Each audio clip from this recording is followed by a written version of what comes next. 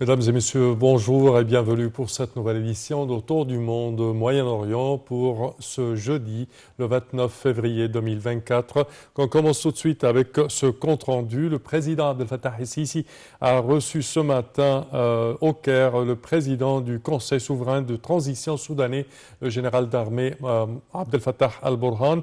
Alors, l'Égypte possède d'étroites relations avec le Soudan. Les deux pays s'étaient mis d'accord sur la tenue de réunions périodiques pour suivre les dossiers d'intérêt commun. Pour plus de détails, voici un commentaire. Les états soudanaises sont éternelles et solides. Une feuille de route a déjà été mise en place déterminant les plans et les mécanismes nécessaires pour renforcer la coopération entre les deux pays dans tous les domaines. Depuis le déclenchement de la crise soudanaise le 15 avril dernier, l'Égypte a déployé de grands efforts pour y mettre fin.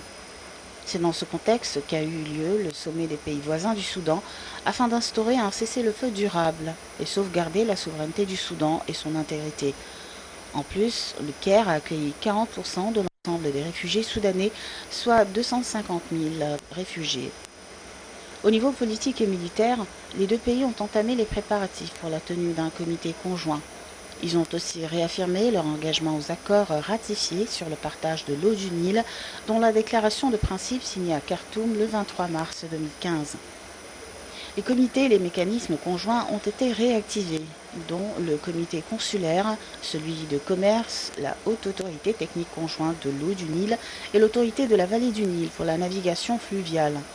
Les deux pays s'étaient mis d'accord de renforcer la coopération bilatérale dans les domaines de l'énergie, des projets d'infrastructure et de transport terrestre, maritime et aérien.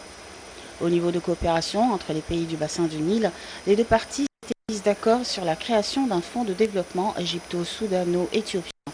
Il servira le financement des projets de développement et d'installation d'infrastructures entre les trois pays.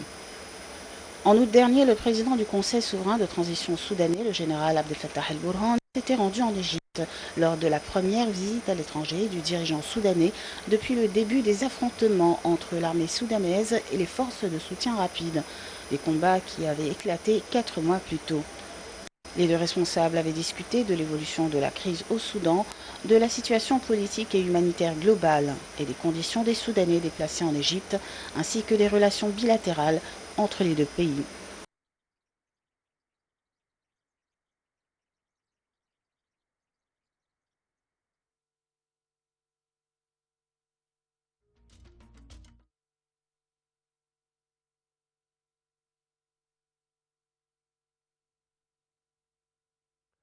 Et pour plus d'explications sur ce sujet, mesdames et messieurs, nous avons le plaisir d'accueillir au bout du fil Madame Farida Choubechi, qui est membre du Parlement égyptien et journaliste. Bonjour. Bonjour, je suis écrivain aussi. Ah, certainement, certainement, certainement. Alors, premièrement, quand on parle des relations entre l'Égypte et le Soudan, on parle d'une longue histoire et certainement une longue histoire même de fraternité entre les deux peuples. C'est sûr, parce que nous sommes la vallée du Nil, vous Oui, voyez. certes, Les deux pays sont la vallée du Nil, comme on dit. oui, Et là, le président soudanais, je crois, M. Al-Burhan, il est très conscient oui, de la nature de cette relation certainement. sans précédent et sans pareil. Parce que c'est quelque chose de très important d'avoir deux pays qui ont le même le même terrain à peu près, Oui, qui sont les deux sur le bord du Nil, qui sont les deux, ils ont la même langue, la même culture, oui, et ça, c'est les éléments d'une fraternité sans faille. Et oui, là, nous avons toujours, l'Égypte a toujours été le premier, le premier sur qui solidaire, le Soudan support, pouvait compter et vice-versa aussi. oui, certainement, Et ça, c'est certainement. très important, mais surtout maintenant, parce que nous sommes aussi deux pays africains et deux pays africains des plus grands de l'Afrique.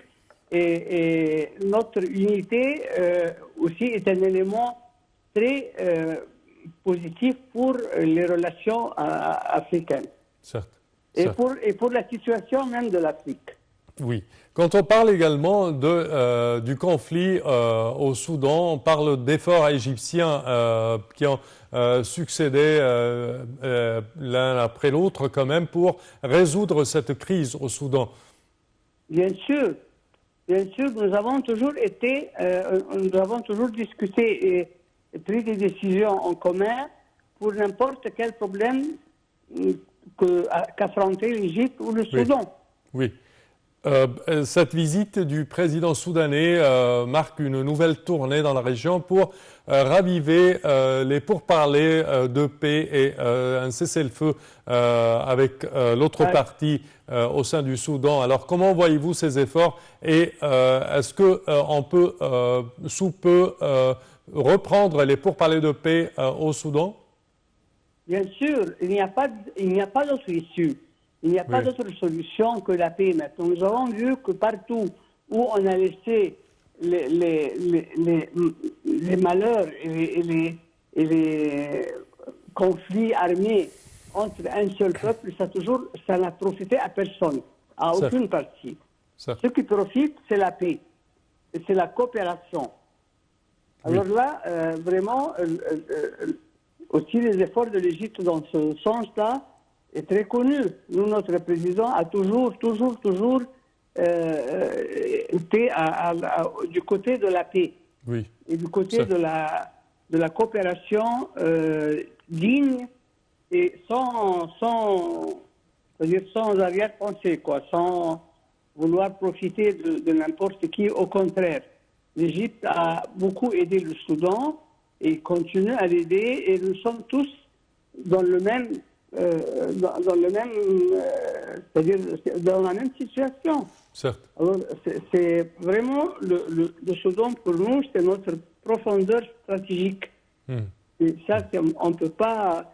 Vous savez, il y a une fois où un premier ministre soudanais, le feu président Mohamed Ahmed Mahboub, qui m'a dit, dans les années 70, il m'a dit, le Soudan, il y a 20 millions de fédans cultivables. C'est-à-dire et si jamais la paix règne dans cette région, nous n'aurons jamais de famine, et en plus, nous allons être vraiment le dépôt de l'humanité en ce qui concerne le blé et tout ça. Oui. Il y a 20 millions de terres cultivables au Soudan. Alors vous voyez maintenant la famine, les malheurs, tout ça c'est à cause des guerres internes. Malheureusement. Alors, vous, en tant que journaliste, comment voyez-vous les résultats de cette visite du président du Conseil souverain soudanais? Moi, je vois que c'est un pas très important et c'est un pas vraiment utile à toutes les parties. Premièrement au Soudan, deuxièmement à tout le continent africain et au monde entier.